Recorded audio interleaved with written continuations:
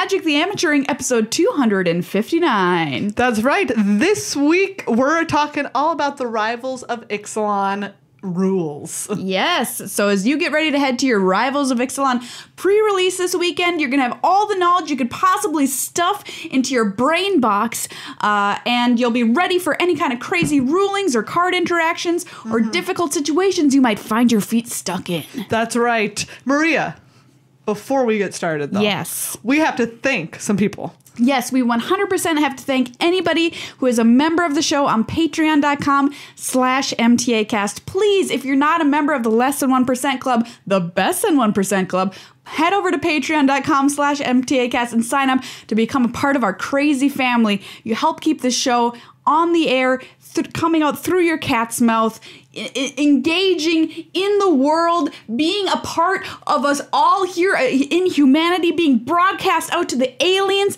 many, many miles away. Do you want the first thing the aliens hear to be not Magic the Amateuring? I certainly don't. I don't think so. No. That's right. If we want to have benevolent contact with aliens, we are one of the key pieces of making that happen. Because who knows, if they hear, car talk...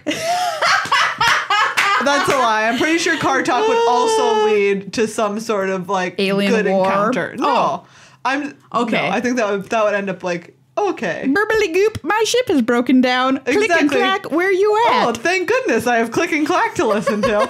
But anyways, we're another solid option. Yeah, and by the way, we've been called the click and clack, the Car Talk of Magic podcast, yes. And I'm like, I love That's delightful. I love it. Do you think you're click or clack? Gosh, I don't know. Well, that's a really good question. Don't drive like my Meghan.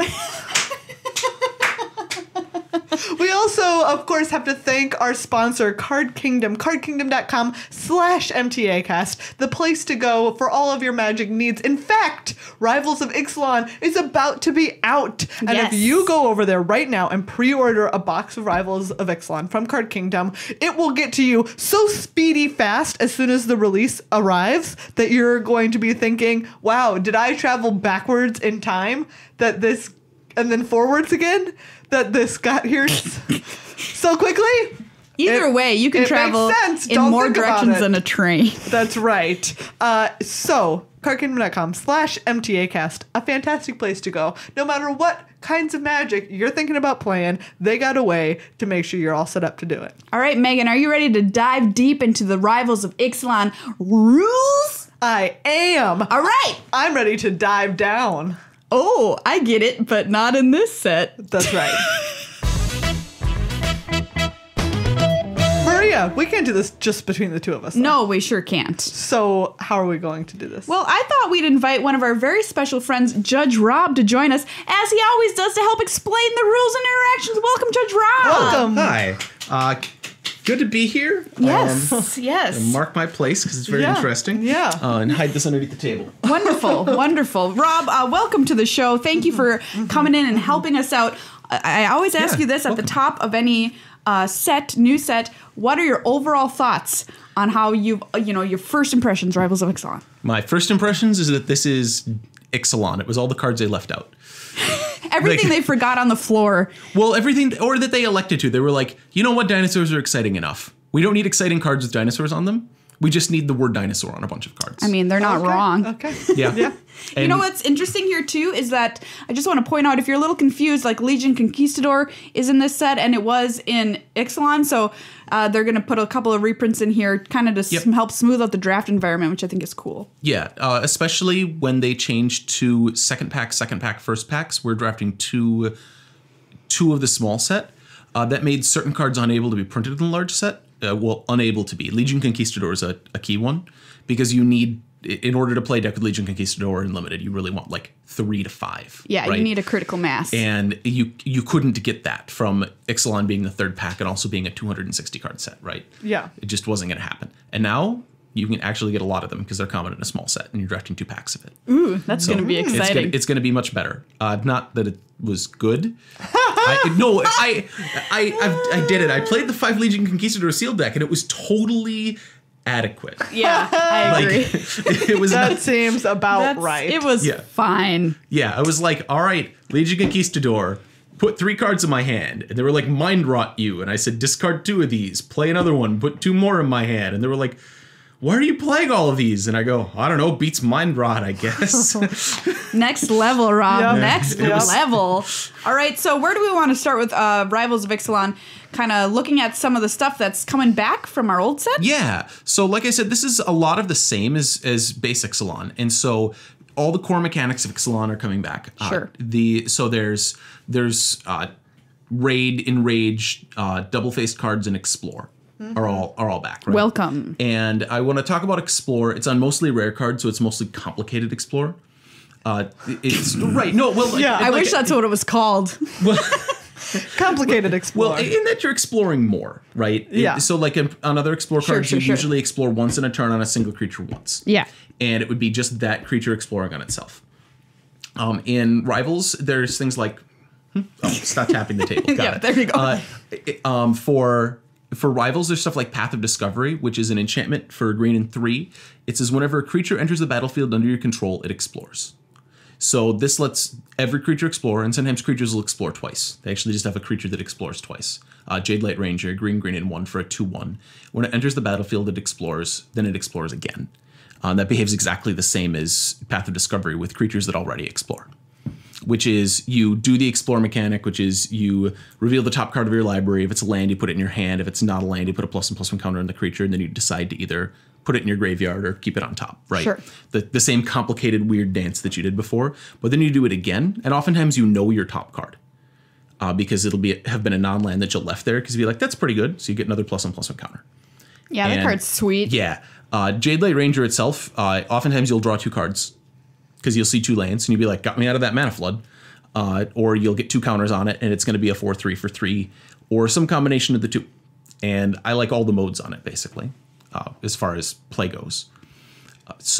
And that's what you run into is a lot more other things exploring or repeated explorations that we didn't have as much in Ixalan proper. Nice. The other thing that I wanted to mention, returning, double-faced cards are back again. It's really sweet. And notably, just the same as before, make sure to read them and their transform condition.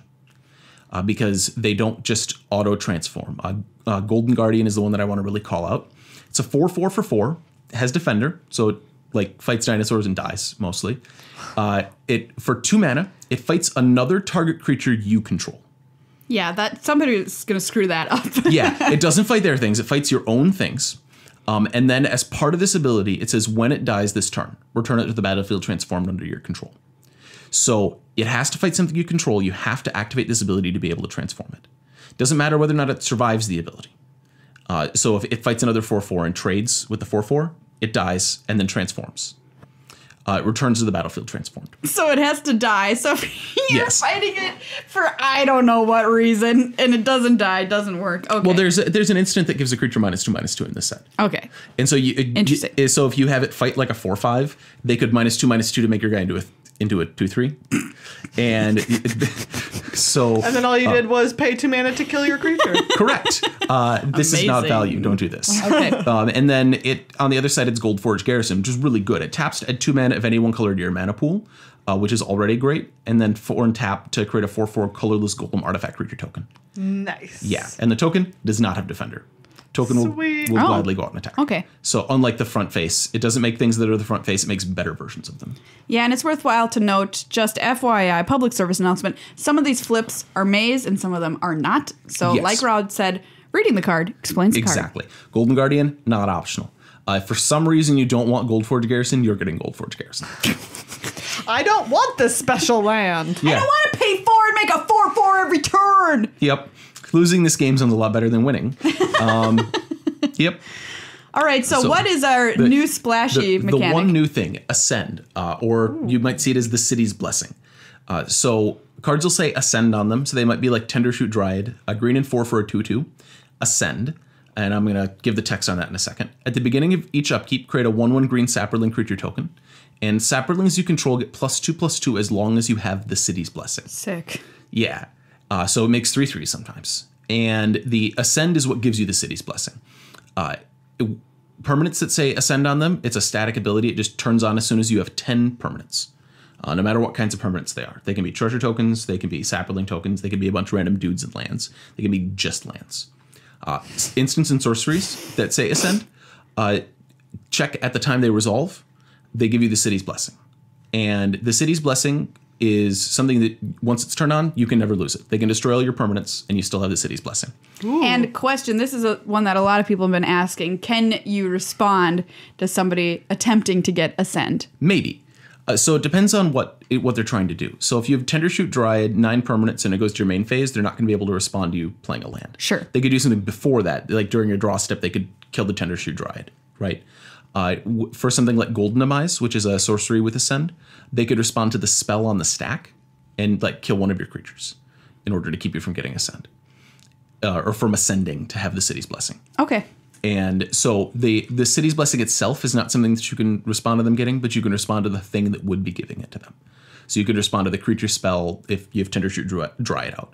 And you have Tendershoot Dryad, 9 permanents, you go to cast a creature, and they're like, in response, kill something to keep you underneath. Probably the Tendershoot Dryad, because it's pretty fragile. But so It's just a fragile little dryad. Yep. I'm just happy we're going to see sapperlings again. Yeah, there's a couple of random sapperling generators in this set. There's like a dinosaur that makes sapperlings. So Cool. I'm a little gardening dinosaur. I make little trees. Adorable. it's a gardening stegosaurus, actually, it looks like. So extra good. Perfect. Gardening stegosaurus. And when you look at things that give you the City's Blessing, I want to mention some of them do it like Tendershoot Dryad is a static effect that's just a separate ability on their card. Some of them, why I wanted to call it Golden Demise, it's black and 1 sorcery, Ascend, and then all creatures get -2/-2 until end of turn. If you have the City's Blessing, instead, only creatures your opponents control get -2/-2 until end of turn. So some of them, instead of giving a new ability, change an ability that exists. Gotcha. So read through full text of these cards. The first thing that they say is Ascend, so you know that something's going to be weird somewhere in their text of the City's Blessing. By the way, once you get Ascend, you have Ascend, even if you technically, quote unquote, lose 10 permanents or whatever. Yep. If they kill all your permanents, if you use Tendershoot's Dried Sapperling production to get up there, you get up there and then they kill all your creatures because they have one of the handful of wraths. You still have it forever. So future things will still be active for the City's Blessing. Nice. Once you're blessed, you remain blessed. It's true. And that's the only big mechanical interesting thing. All right, Rob. I'm on the single cards now. And Yeah. that's our show. See you later. I do have a ton of single cards. That's the trade-off, is they made a bunch of unique, weird, interesting cards in this set. And so, like, in a lot of ways, it's like an unset in that I want to call it an uncommon as my first card, right? Which is unusual. Yeah, it is. Charging Tuscadon is a 4/4 for red, and 3. Oh, check out those tusks. A+ He tusks. has huge tusks. He did not skip Tusk Day. So he's a 4/4. He has Trample. That's fine. I loved Tusk Day at my school as a child, right next to Crazy Hair Day and Pajama Day. Oh. He was talking about like gym, lifting? like a gym Oh, regimen, Yeah. like was leg like- day. like leg day. Yeah, like leg day. Yeah. Well, we had Tusk Day at my school where you dressed up as your favorite kind of tusk. And then worked out your tusks. No, it was just like I was a mastodon tusk. Or a mastodon tusk. Yeah. It's a pretty good tusk. Anyway, So, charging Tuscadon, his other ability, if charging Tuscadon would deal combat damage to a player, it deals double that damage to that player instead. Damage doubling is not something they usually put on uncommons. And he's a little strange. So he actually has the whole, like, I was going to talk about him as if he had Trample, and it turns out he already had Trample. So he assigns his damage to the defending creature and then to whatever's left to the defending player, and he doesn't count the damage doubling. Oh, when he does that. Sorry, gesturing at the table. So he assigns his damage to the defending creature and the defending player as if he doesn't double any damage. So if they block with a 3/3, he assigns 3 to the defending creature and then 1 to the player. And then after that damage is assigned, it's doubled. Gotcha. So he does his math independent of all the doubling and then doubles it. It's more relevant if he also doubles damage to the creature, but just be aware when you're assigning out the damage that it's doubled after the assignment happens. Gotcha. okay. That's bizarre, but Yeah, it's just the way that damage assignment works because it doesn't look into the future to see if damage will be prevented or doubled, right? Yeah. Yeah, it's just strange. it can't look into the future. Yeah. All right, up next is a card a lot of people have been talking about. Oh, yeah. I might be playing this in Modern. Blood Sun. It's an enchantment for red and 2. It's like Blood Moon, but worse. Blood Sun says when it enters the battlefield, draw a card. Good words. And then the complicated bit, all lands lose all abilities except mana abilities. So mana abilities is anything that makes mana. There's more complicated rules to it, but if it makes mana, it's a mana ability. And it turns off all the other stuff. So search for Azcanta turns into whatever the other Azcanta side is, right? Just The tap Sunken for a Rune? blue. Yeah, it'll tap for a blue now. You can't use it to look at your top 4 cards and find an awesome thing. Drat. That ability just doesn't work anymore. Blood Sun also applies to abilities of lands as they enter the battlefield.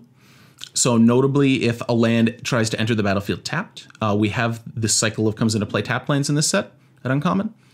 They won't enter tapped. They'll enter untapped. Oh. Anything that enters the battlefield and then has a trigger won't trigger. It doesn't have those abilities. Wait, so you're telling me that a shock land won't deal 2 damage? Correct. It'll just come out untapped. Wow. Yep. There are the Ravnica bounce lands that a bunch of people play in Modern. Turns out those just tap for 2 mana. No drawback. They don't bounce anything. They don't come into play tapped. And they tap for their, various colors or whatever as well? Yeah. Gruul Turf taps for green-red. Doesn't come into play tapped. Doesn't bounce anything. Oh, shucks. Quite amazing. This doesn't host Tron lands, BTW. No. Yeah, it does not Blood Moon away Tron. Thanks, Obama. It beats up fetch lands like Terramorphic Expanse and then all the good ones. Or Evolving Wilds, because that's what they keep printing. It beats those up really good because they can't fetch anything and they don't tap for mana. Ghost Quarter. Yeah, It's just like, I tap for a colorless. Which is actually, like, 2/3 of the time it's what they want because it lets them, like actually cast their Eldrazi's. Yeah. But Every once in a while. every once in a while they need it to screw you. Okay. Wait, just a second. Valakut, what will it not deal So 3 Valakut will damage? tap for red now. But it That's all it won't. does. Oh, sad Valakut. Yep. Sad Valakut. So, wow. like I said, I'm not even a mountain. yep. I'm just a molten pinnacle. Yep. Do the lands lose their names? Nope, they still have their names. It just changes the abilities in the card. Okay. And note, the other thing is this, when you combine this with Urborg, Doom of Yawgmoth, the lands are still swamps. Rules nuttiness. Okay. Just take my word for it, the lands are still swamps. You don't have to take my word for it, dun, dun, but you do have to take Rob's. Well, we can talk about it. No, There- let's move on. We're good. We believe trust you. you here, We Rob. believe you. Awakened Amalgam. Awakened Amalgam is a star for 4 mana. It's a golem. Its power and toughness are equal to the number of differently named lands you control, which is really unusual and weird. Speaking of named lands. Yeah, named lands, exactly. So Awakened Amalgam counts the English names of lands, which, seems like a weird thing to specify, but, if I play a German forest, it actually is the name Wald on it, right? It's not named differently from forest. It's named forest. Everything officially has its English name. So I can't get a bunch of the I see. I can't make my draft set. Magic is printed in 9 languages, right? Yeah. I can't have 9 different forests in my draft Look set. at all these differently named forests I have. Now Yep. get out of here. Gotcha. You're That makes sense. trying to get an Yep. edge where there is none. Yep. The edge is in modern snow-covered lands do have different names, so you can play those. Okay. It's Nice. not you could probably get there off regular non-basics. So anyways. differently named But- cards would be mountain, plains, forest, island, swamp. Those all count. Yep, those. Hallowed Fountain. Yeah, hallowed fountain. Blooming Marsh. Yep, all of the lands that you transform into. Brad. Yes, Bradland. Gary. Michelle. Yes, these are all names. Welcome to Namecast.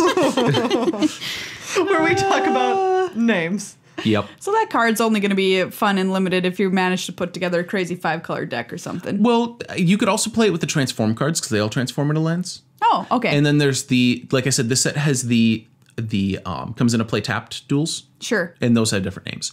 So you could conceivably have 5 or 6 different names in your deck, maybe, which is not a huge payoff. No. Like Doesn't seem worth it. Yeah, it's a rare. It's not going to come up that much in limited, but except for the one guy who's going to be like, look, this forest is in Korean. And he'd be like, no. No. So I'm going to move on to actually one of the double-faced land cards, Azor's Gateway. Azor, Meghan, best friends. That's right. Yeah. Azor's Gateway is a 2-cost legendary artifact. 1 in tap, discard a card, then exile a card from your hand. If cards with 5 or more different converted mana costs are exiled with Azor's Gateway, you gain 5 life, then untap it, and then transform it. It transforms into Sanctum of the Sun, which has one of the best abilities I've ever seen on a land. Tap, add X mana of any one color to your mana pool, where X is your life total.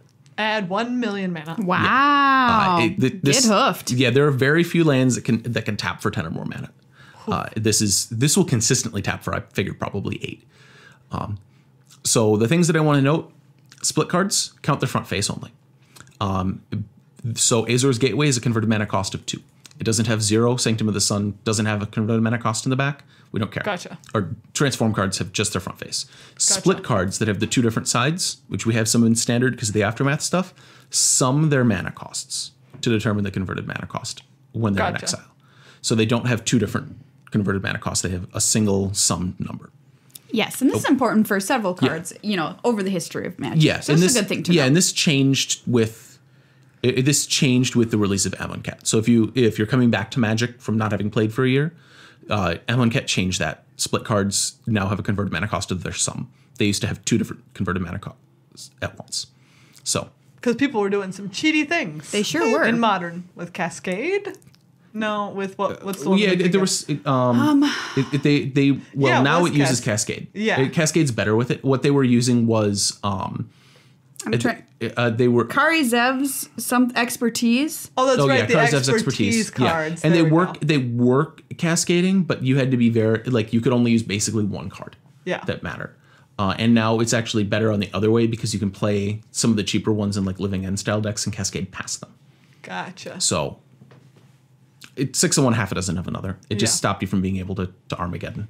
All right, tell me about this sweet vampire action here. Bishop of Binding. So Bishop of Binding is a 1/1 for 4. Like a lot of creatures, it gets a lot of words to make up for that. White and 3 to cast. It's a vampire cleric. When Bishop of Binding enters the battlefield, exile target creature an opponent controls until Bishop of Binding leaves the battlefield. And then whenever Bishop of Binding attacks, target vampire gets +X/+X until end of turn, where X is the power of the exiled card. So if he exiles a vehicle, let's say that they crewed a vehicle to be able to block, then you cast Bishop of Binding in your turn. He will use the power of the exiled vehicle. This is not obvious from current rules. It's a change. And so this is straight up according to the release notes. Wizard says he uses vehicle's power. And if the power is less than 0 for some reason, let's say that it's Char Rumbler, which is a -1/3, then the X is 0. There's very few cards that'll do this, but be aware. All right. Just FYI. Yep. All right, here's one that you say is one of the most bizarre cards you've seen in a while. Yeah, it is so strange. Crafty Cutpurse. Yeah, it's a 2/2 for blue and 3 with flash. It's a human pirate.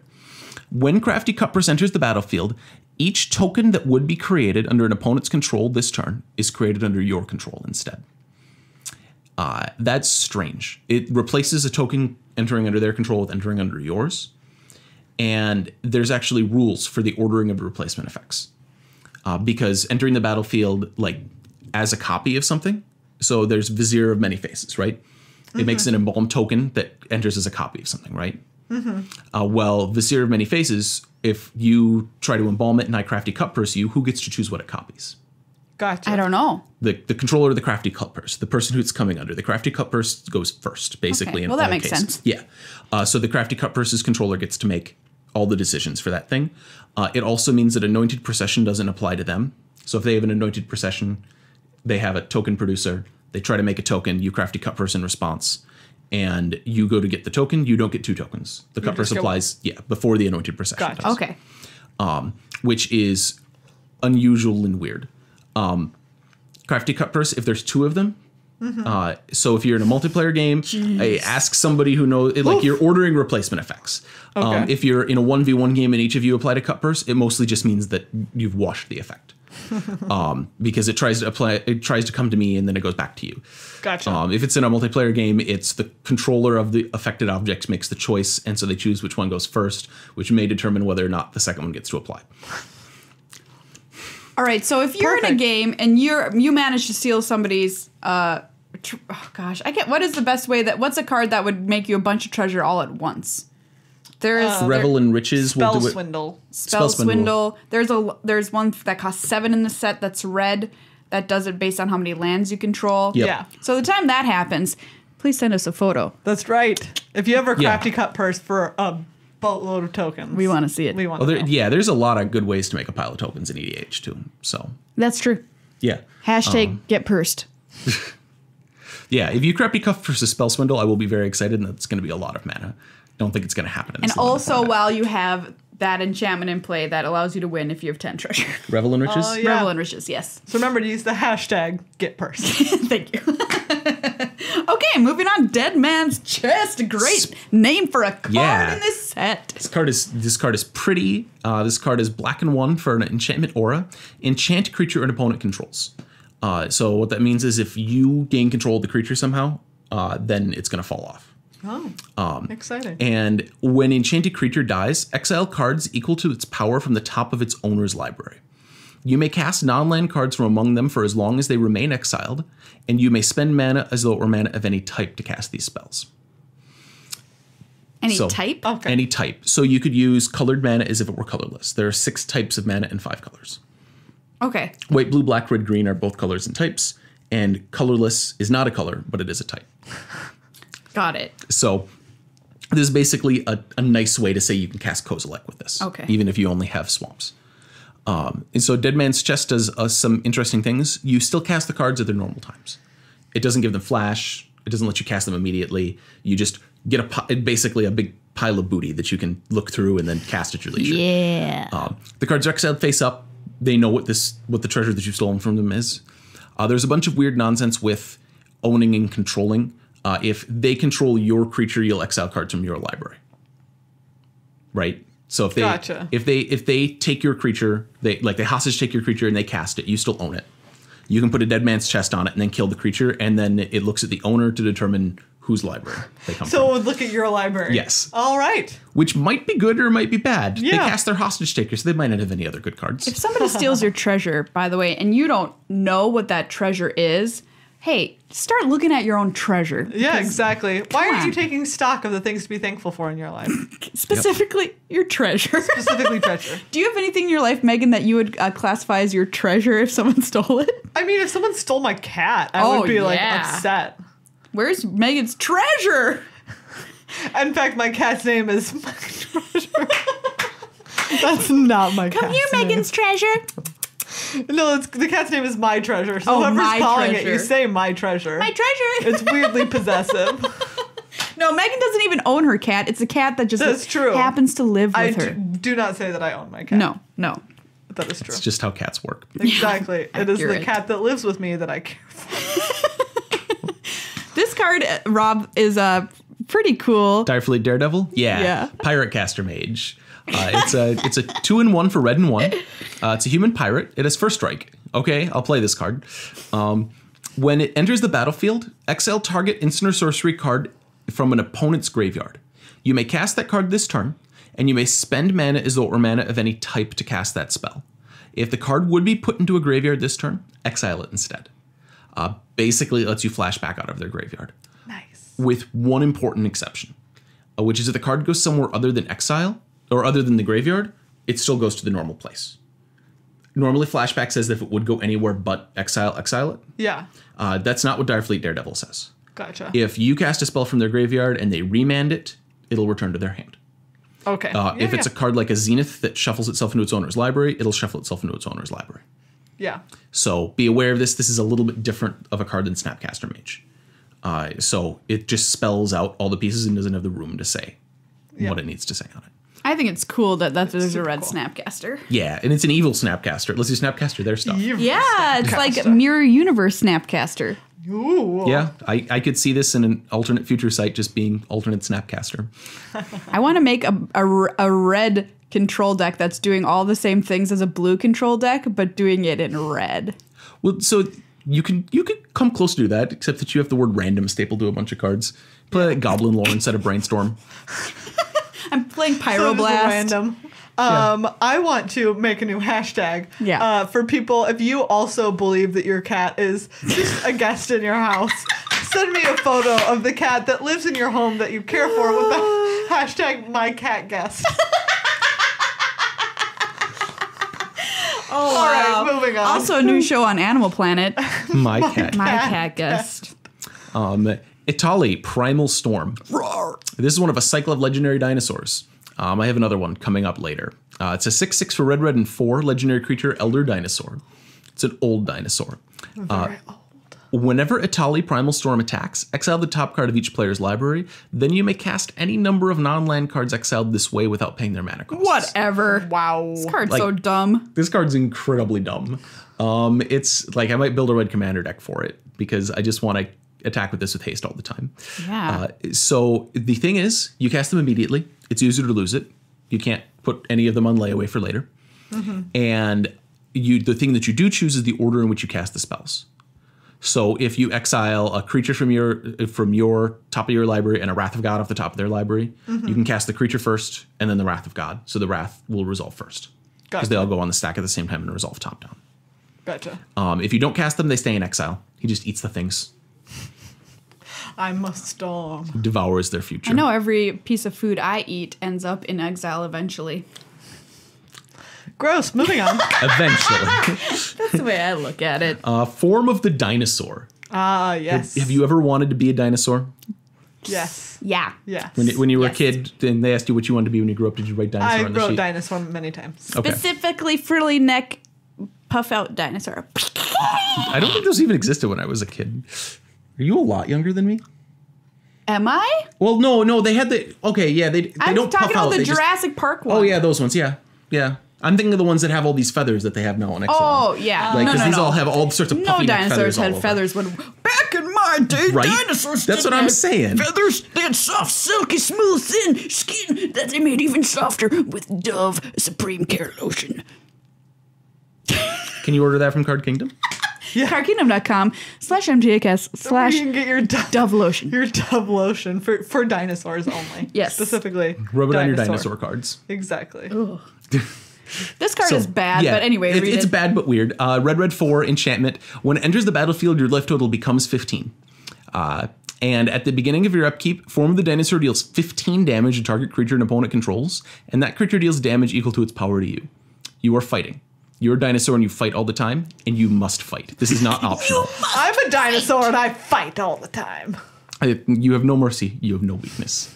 You're a dinosaur. Yep. Okay.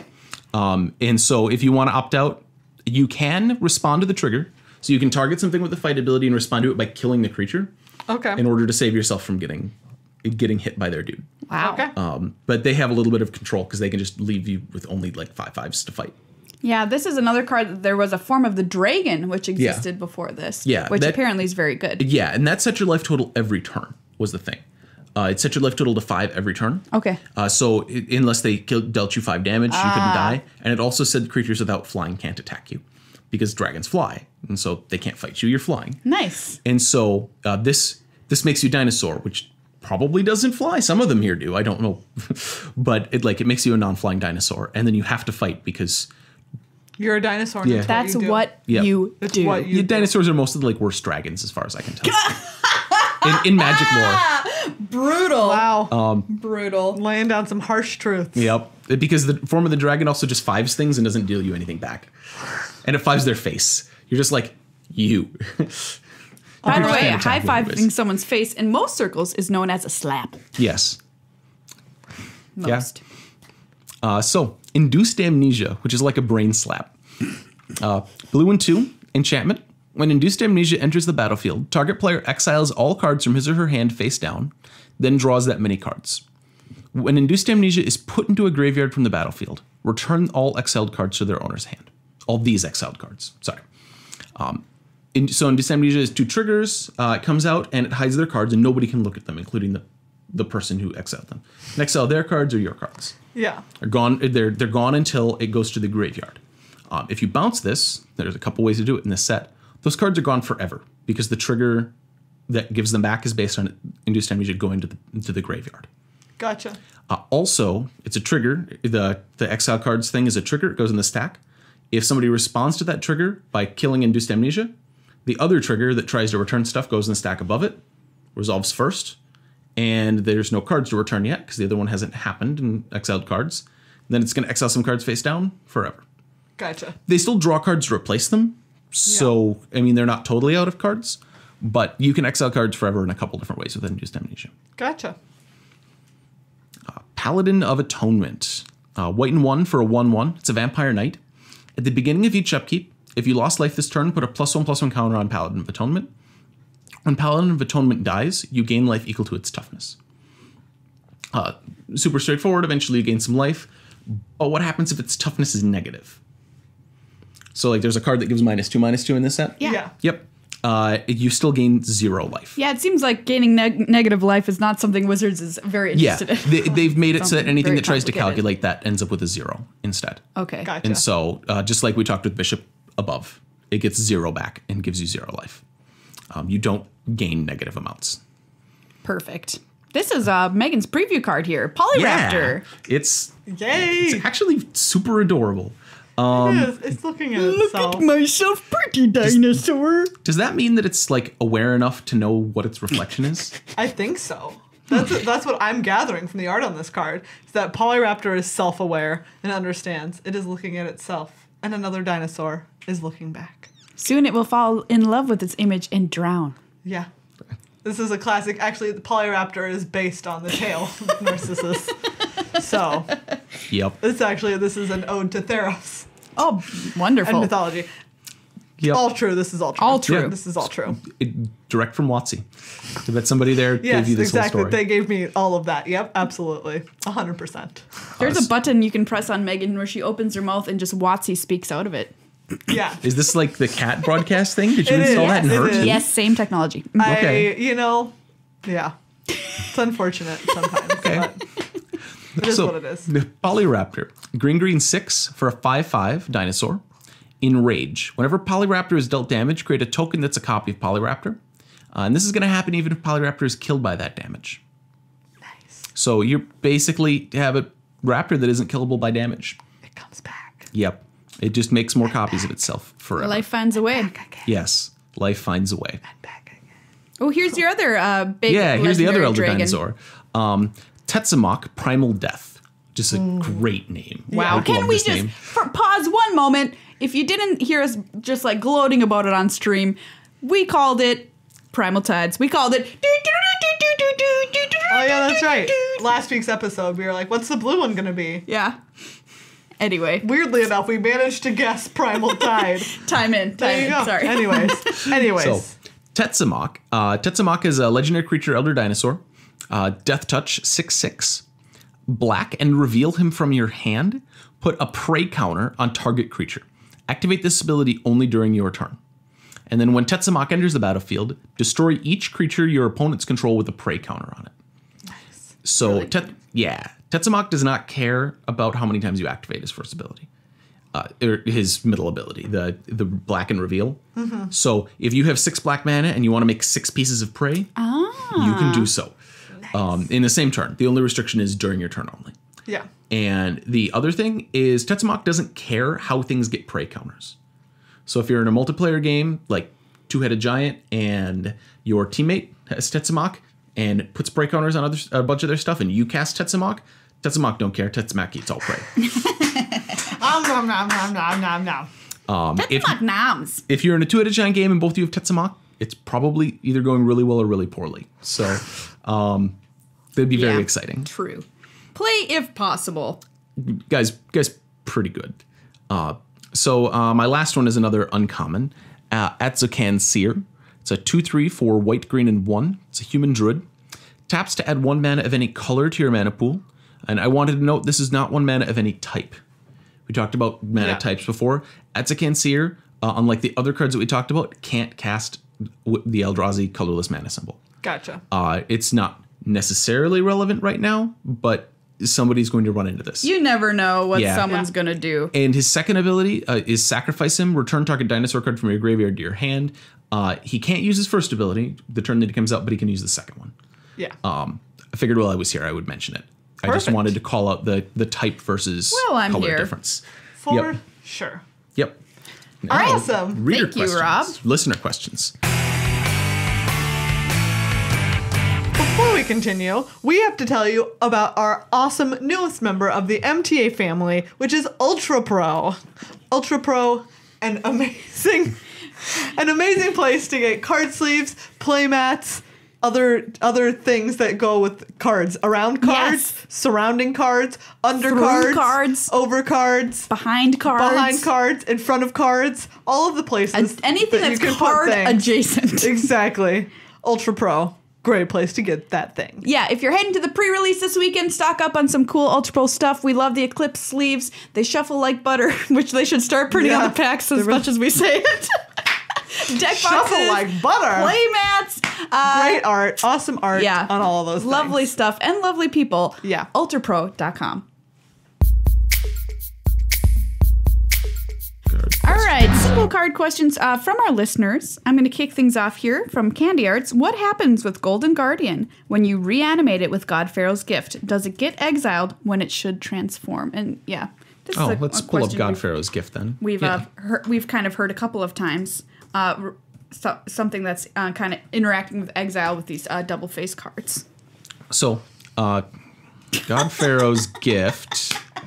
It says at the beginning of combat on your turn, you may exile a creature card from your graveyard. Okay, so you exiled a Golden Guardian that was in your graveyard. If you do, create a token copy that's a copy of that card, except it's a 4/4 black zombie. It gains haste until end of turn. So the actual Golden Guardian doesn't come back, right? Mm-hmm. You make a token copy of it. So Golden Guardian, the token dies and is exiled immediately. There's a trigger that would try to bring it back transform, but the token isn't even there in the graveyard for the trigger to bring back. Gotcha. And so that token doesn't get the chance to transform. Some other things can try to transform. Generally, tokens that try to transform don't get a lot of value out of it because they don't have a second side to transform into. Okay, so someone casts Kitesail Freebooter. In response, you cast Reckless Rage, targeting the freebooter. The enter the battlefield trigger goes on the stack, as well as... Let's see. They're just asking, basically, if someone plays a Kitesail Freebooter and with its trigger on the stack... It gets killed? It gets killed. Does that card stay in exile forever? No. Kitesail Freebooter is different than Induced Amnesia. Okay. The Kitesail Freebooter has a single trigger with a duration. It says exile that card until Kitesail Freebooter leaves the battlefield. And if a duration never starts, it never starts. Gotcha. So it never gets exiled. If we're hitting Reckless Rage really quick, you do need 2 targets for Reckless Rage. Okay. Because I just looked at that again. You need to have a target creature to be able to Reckless Rage their thing. Nice. I think that they were just mostly they just picked an about, arbitrary removal spell that's an instant. Okay. Yeah. Mark Rosen asks, Judge Rob, what's your perfect Sunday? Great question. My perfect Sunday. The day or the food? They spelled it like the day, but I'm going to let you answer however. Well, that's actually pretty clear then. My perfect Sunday might be watching Hot Fuzz and hanging out playing some video games and getting to jam in a game of EDH. Oh, that's a nice Sunday. I'd like to read at the end of it too. Okay. Like just jam in an hour or two of reading. Nice. Great Sunday, Rob. That's a good Sunday. That's a real good Sunday. Okay, here's a question from Discord. Can Rob please settle the dispute about Blood Sun and Lotus Veil? Well, Lotus Veil has a replacement effect, right? I'm going to read Lotus Veil's Oracle text. Its printed text is not indicative of what the card does. Okay. And other people are asking about the Blood Sun, Blood Moon dilemma. I'm not sure what the dilemma is. Mostly, in a lot of ways, Blood Moon is better because it color screws people. The trade-off is that Blood Sun is very, very good in a fetch-heavy world. So, Lotus Veil. So, it's a land. If Lotus Veil would enter the battlefield, sacrifice 2 untapped lands instead. If you do, put Lotus Veil onto the battlefield. If you don't, put it into its owner's graveyard. Tap. Add 3 mana of any one color to your mana pool. So, as mentioned, Blood Sun is going to remove this ability due to a rules change with Ixalan proper. Replacement effects that don't exist in the future as things are entering the battlefield don't get applied. So Lotus Veil will look into the future, see that it won't have the ability on the battlefield, and won't try to apply this replacement effect. So it'll enter the battlefield untapped, and you won't have to sacrifice anything if there's a Blood Sun on the battlefield, which means it just taps for 3 mana of any one color. Oh, snap. Is real good. The floor on Lotus Veil, though, is you're playing it in a format that has Wasteland in it. Yeah. Be aware, if you don't have a Blood Sun, you probably lose the game for playing Lotus Veil. Because you have to sacrifice 2 untapped lands, and then they'll probably just Wasteland you, which just destroys all your lands. That's kind of cool, though. And you need 3 mana up front to even get there. Yeah. So you are playing much more fair than you want to be, I think. All right, fair enough. Here's a kind of random question. What's your favorite way to abuse Polyraptor? Mine is Sorrow's Path. Aether Flash? Okay, I'm pretty sure that you lose the game. You draw the game. You draw the game. You draw the game. Because Aether Flash says whenever a creature enters the battlefield, Aether Flash deals 2 damage to it. So the first Polyraptor token kicks it off, and you make infinite Polyraptor tokens, but you can't stop it, so you draw the game. This question from Richard Robb: which came first, the dino or the egg? I mean, wow, deep. Didn't see this one coming. I mean, eggs existed before dinosaurs, right? All right, the egg came first. There you have it. I mean, fish existed before dinosaurs, so. Oh yeah. All right. You might have answered this, but just to be clear, do Ascend creatures constantly state-based check for the permanent count and grant the city's blessing? No. Oh, they do. Without using the stack, or can you respond to the gaining of the blessing? So we talked about that. Yeah. They constantly check, and they check in the middle of other things happening. So if you briefly have 10 permanents and then lose them, Ascend is a continuous effect, and it'll check that. So if you have something that makes tokens and sacrifices them all during the resolution, it'll see that you counted up to 10. The same if you have multiple legends entering the battlefield at the same time, then the legend rule will apply, but you'll already have gotten to 10 permanents. Gotcha. So if you have 9 permanents and one of them is a legend and you play another copy of the legend, you'll briefly be at 10 permanents and you'll ascend. Whee! Awesome. So if you put Captain's Hook on a vampire, does it become a vampirate? I mean, yes. In addition to its other creature types, yes, it does. Yeah. Yes. It doesn't replace its types. It's a vampire. I don't understand pirate. this question. How can mirrors be real if our eyes aren't real? I think it's fairly clear. It's assuming that our eyes aren't real. Oh, okay. Yeah. Which is not an assumption that we necessarily agree with. Okay, yeah. There's actually a better mirror question. Why do mirrors reflect left-right and not up-down? Wait, what? When you look at a mirror, it reflects you left-right. Yeah, it's backwards. Right, but why doesn't it reflect vertical as well? I don't know. Stop freaking me out. I heard of somebody that had constructed a mirror that you could look in that actually shows you the right way around. Yeah. And people looked in it and they're just like horrified. Well, you could just do that in your phone, right? Yeah, but I mean, like, isn't that weird that you're like weirded out by what you actually look like? Right, because you're not used to it. That's called photos. Photos. But it's true. It's like when if you take a selfie and then the camera or the phone like turns it around and it's like, wait a second, that's not what I look like. That's not me. Yeah. Oh wait, it is. I have to evaluate it. Like my big obvious one is I always have my part on my left, and so I look at people that have the part on their right. Yeah, I'm like that looks normal, and then I think about it and I go, no, that's don't look normal. my hair does not behave that way. Yeah. All right, final 2 questions. Does Death Touch matter when damage is dealt from Mutiny? So let's look at Mutiny. So Great Mutiny card says, name again. Yeah, this is great. Target creature an opponent controls deals damage equal to its power to another target creature that player controls. Sorcery. And good for 1 mana. Yeah, Death Touch applies. The creature's dealing damage, which is sweet. Also, if one of the targets leaves for some reason, like say they Depths of Desire their own creature back to their hand, nothing will deal any damage. It's just like a fight, or it's just like other fights. So yes, Death Touch applies, and you need both targets to be there for it to be relevant. Jeffrey wants to know if T-Rex arms are long enough. I mean, for what, Jeffrey? Yeah, just open-ended? Are they long enough? Are they long enough? I mean, they could go get surgery to get longer arms if they wanted to, right? Maybe if they were long enough, they wouldn't have died out. You're expecting them to go modify themselves to better fit the world around them? They could put a Captain's Hook on it. Well, no. I'm saying that I assume that they must be long enough. Because if they would have modified themselves to fit the world around them. Gotcha. Like, you think that were they dissatisfied with themselves, they would have changed Yeah, it. we talked about Polyraptor being self-aware enough to know what a mirror is, right? That's true, we did. Yeah, if they're self enough to know what a mirror is, they're self-aware enough to know when they need longer arms.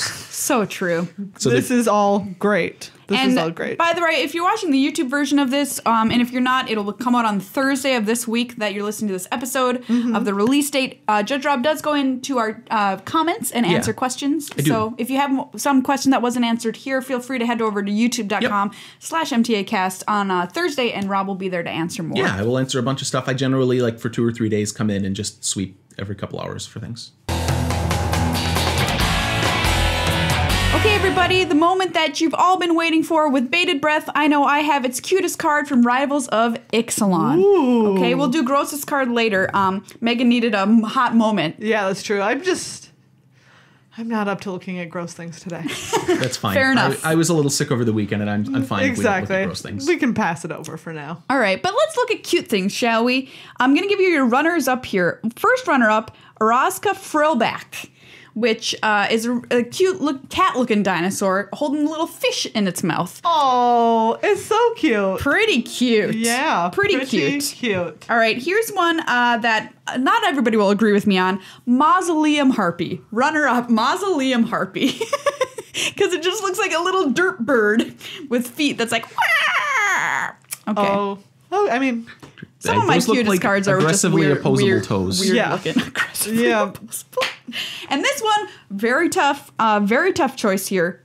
All right, Resplendent Griffin, runner up. Resplendent Griffin, adorable pirate griffin, very Yeah. cute. This isn't a pirate. It's just a griffin. Okay, sure. I guess I'm just assuming it belongs to those pirates, but I should. Yeah, it's not creature type pirate. Just lives in Ixalan. It's just It's just a there. bird. All right, so obviously the more astute among you have already realized what my cutest card is going to be, and that is Cherished Hatchling. I just couldn't pass it up. I know it was designed to be the cutest card in the set, and guess what? It really is. they It's so finally beautiful. they finally overcame your reluctance to pick the pushed obviously. Yeah. pushed cuteness. Yeah, Super cute. this one I couldn't say no to. There's so many cute cards. Like next to it is Cacophodon. Yeah, that one's also very cute. Oh, I can't believe you didn't pick Cacophodon. Look at him. He's very close to bellowing Aegisaur, which did win last set. That's true. That's So- fair. Very cute. And can I just give a nomination to makes me feel the most uncomfortable? Yeah. Aggressive Urge. Yeah, it is not a great card. I don't know, number one, I don't know who Nope. named this card. Rethink yourself. It's a reprint. Number two, oh, is it really? Okay, go Yeah. into the past and rethink your decision. Number two, this art. It's just like he's taking a big poop. What? No. Like a really painful, aggressive poop. I disagree. I don't like it. No matter what your mind is going towards, this card is not okay with me. Are you going to go find the old art? It's worse. Is it really? Like, Wow. Oh, boy. No, there's the right spelling. oh, did you mean aggressive urge? Yes, I did, Scryfall. Thank you. Oof. Gross lizardy thing. It was originally from Invasion. Yeah, it had the same art. Okay. Okay. Just the coloration was a lot worse Yep. in Invasion. Yep. Like, it's just a random angry Kavu in Invasion. Actually, having a aggressive version of a dinosaur this time would have been fine. Like, Yeah, that's true. Yeah, it's true. It should have been. But it's talking about Kumena, who is an aggressive merfolk. Roar! Anyway, All right. Cherished Hatchling, your cutest card. Enjoy your cutest card crown. Rivals of Ixalan. it already Oh, has it little already head does. things. Oh, it already does. Very cute. All right, everybody. Ahoy, mateys. Should have said that at the top, but I'm saying it at Yes. the bottom. That's the end of the show. Thank you one more time to our sponsor, cardkingdom.com/MTAcast. Head on out there. Ultra Pro, you can pick up great Ultra Pro stuff at You sure can. cardkingdom.com/MTAcast. They go together like forks and knives, Like teeth and a floss piece. like tea and the cup, Like a crack in the road and newly poured cement. like crackers and salt on top of them, Like a chicken in a biscuit. like coffee and coffee. And thank you to everybody who's joined our Magically Amateuring family on patreon.com/MTAcast. That's right. If you remember us being like, hey, we're going to change it to monthly, that is happening at the end of the month. So some people have already gotten a jump on it, but it will still charge you per episode. Yes. This month. At the end of the month, we'll have those new per month levels up. So get hold ready. off until Yes. the very end of the month, please. I will post another post that will let you know when it is good to do it if you need that. Yeah. If you've already gone in and edited, beware because it will still charge you per episode, okay? Sorry if we were not entirely clear about that in our last episode. But yes, thank you so much to everybody who's joined. It means a lot to us, and hopefully very soon we'll have some new costs associated with the show. Not going to really say what, but I'm got my fingers crossed, and so your support means more than ever. And of course, thank you to Judge Rob for joining us, as you always do, with your wonderful insights. You're welcome. Thank you for having me. I really enjoy this. If anybody wants to contact you, how should they get a hold of you? They can email me, robbit@email.com. That is ROBBIT@gmail.com. I thought you said email.com. Maybe I did say it. That's wrong. It's not email. It's Gmail, not Okay. emaal. Wow, we got it on the email me at original. Gmail. Email.com. All right. Email.com. I was one of the first users of the internet. Email.com. Everybody out there, have super fun time at your pre-release. We will post a video on our YouTube channel, youtube.com/MTAcast. That's going to give you some tips going into the pre-release as to what you should probably not play in your pre-release deck. We've got our top 10 worst rares or mythic rares coming out this week on YouTube. So check that video out. And, have a really fun time. Any of your sweet pulls, please tweet them at us at MTAcast. We love to see what you open. And, Meghan and I will be there. We'll be recording our vlogs. Yep. That you'll see later. But yeah, until then, have a piratey good time.